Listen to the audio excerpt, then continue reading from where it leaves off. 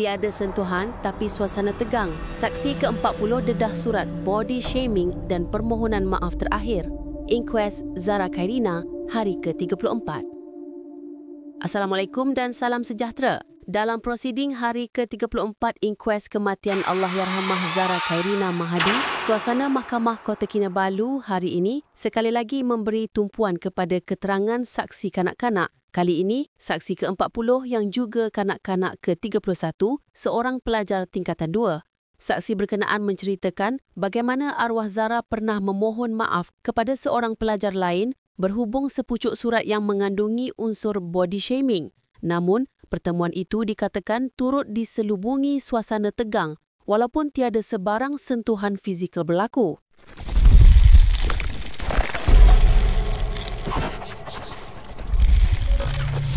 Segmen 1. Latar prosiding.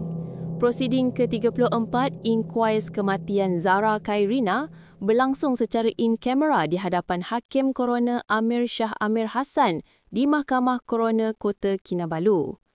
Peguam kepada saksi Joan Goh memaklumkan kepada media bahawa saksi ke-40 merupakan pelajar tingkatan 2 di SMKA Tun Datu Mustafa, Kinarut dan hanya mengenali Zara sebagai kenalan biasa. Segmen 2. Surat body shaming dan permohonan maaf. Menurut saksi, kejadian itu berlaku pada hujung bulan April, sekitar jam 10 malam.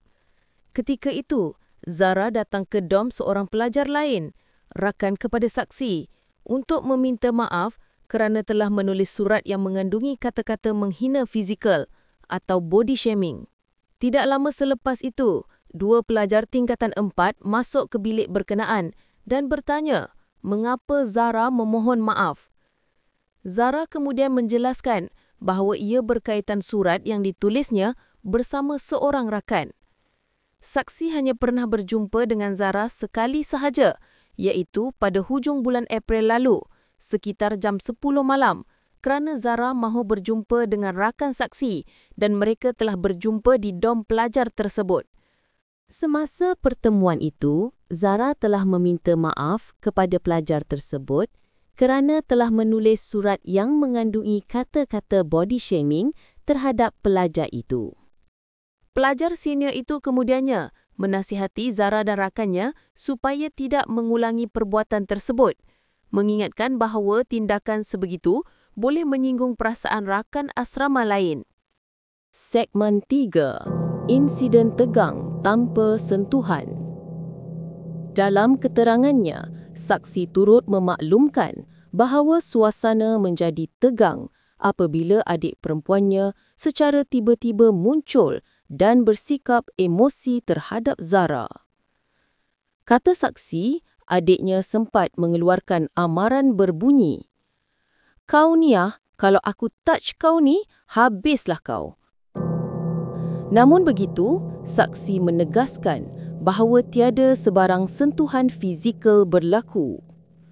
Dua pelajar tingkatan 4 segera menarik keluar adiknya untuk menenangkan keadaan dan mengarahkan semua yang terlibat kembali ke bilik masing-masing.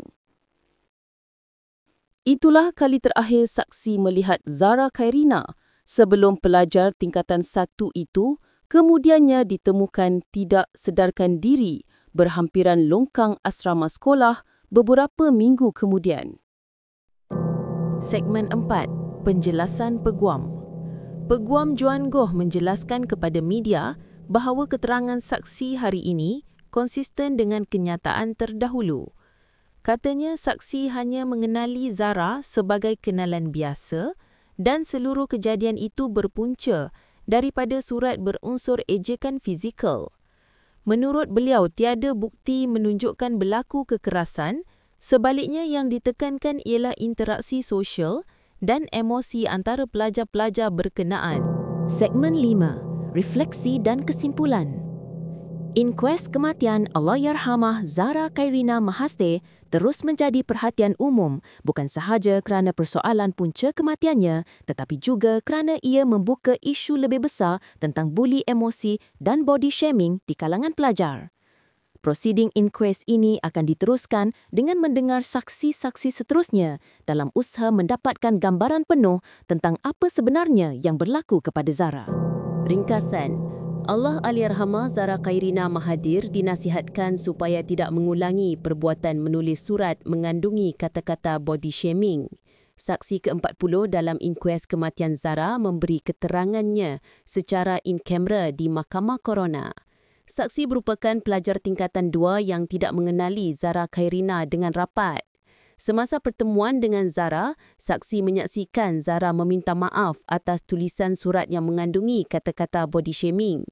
Zara Khairina ditemui tidak sedarkan diri di bawah bangunan asrama sekolahnya pada awal pagi 16 Julai sebelum meninggal dunia di Hospital Queen Elizabeth keesokan harinya. Sekian laporan penuh hari ini dari Mahkamah Coroner Kota Kinabalu. Teruskan mengikuti perkembangan inkues Zara Khairina hanya di saluran ini. Jangan lupa like, komen dan subscribe untuk kemaskini terkini serta analisis lengkap prosiding dari hari ke hari. Sama-sama kita doakan agar keadilan buat Allahyarhamah Zara Khairina Mahathir akhirnya tertegak. Al-Fatihah. Zara went to the dorm because she wanted to apologize to one of the students in the dorm whom she has written a letter where she has body shamed this particular student lah. Okay, so as she was going there, two Form 4 students came in and asked what's going on lah, so they explained to this Form 4 student. Then at the same time, this saksi punya sister walked past and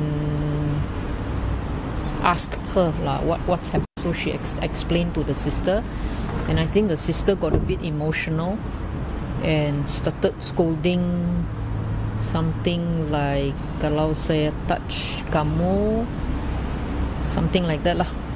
Okay. Kalau saya touch kamu, habislah kamu. Habislah you. Kau ini habislah kau ini. So then after that, that two Form 4 student who was at the dorm then pulled the saksi punya sister out and calm her down.